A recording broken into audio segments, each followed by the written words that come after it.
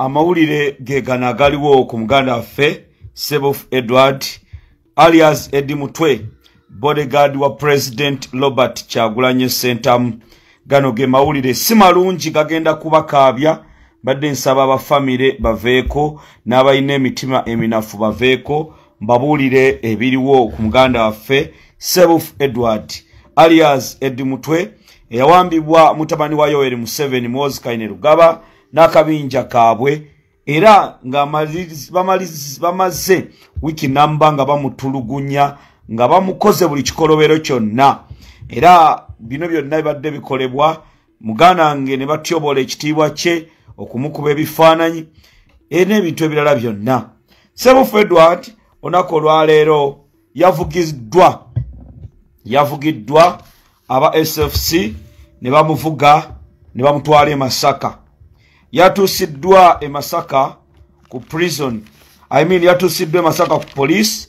Zibadde ssaawa, wulirisa bulungi kubanga information gyengendo bawa si nungi, abamu ab'emitima emitono mbadde nsaba muve ku video.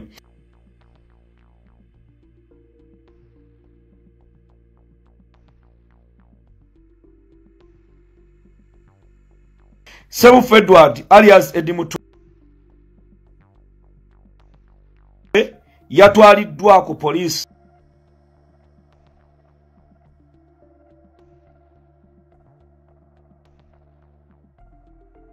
eye Masaka Central Police Station sawa zibadde 2:15 ne bamutuusa. Bwe bamutuusizza, abavubuka abadde ne drone nga balina kabangali za military 3 ezibadde zitambulako ne bamukwasa DPC w'e Masaka, era nga Ssebuufu Edward tasobola kutambula, yakubibwa nnyo.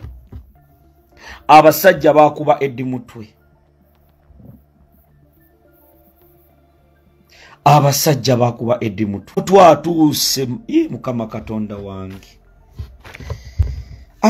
mbalageko, kubanga ennaku eno si nnyangu, era bwe ntunulira aba politicians abali mu kusaagira mu nsonga zino mbeewuunya. Yuno muganda wange Ssebuufu wano kamera zibadde zimukutte ng'agezaako okulaajana, ng'agezaako okulaga omuntu waliwo gwabadde alabye. Ndako ekyuma kyange kiri mu sika wano, ngenda balagane ka video muganda wange Ssebuufu Edward ng'atuuka mu kooti ey'e Masaka. Ndako Ssebuufu Edward era bw'atuuse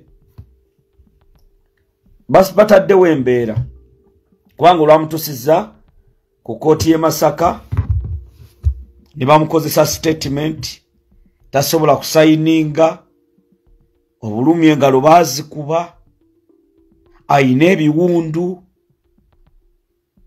ayina obulumi obw'amaanyi. Abasajja bakuba Eddie Mutwe, bamutuusiza ku poliisi y'e Masaka. Mazima ddala ng'ogamba abasajja mmwe lwaki twabakolaki?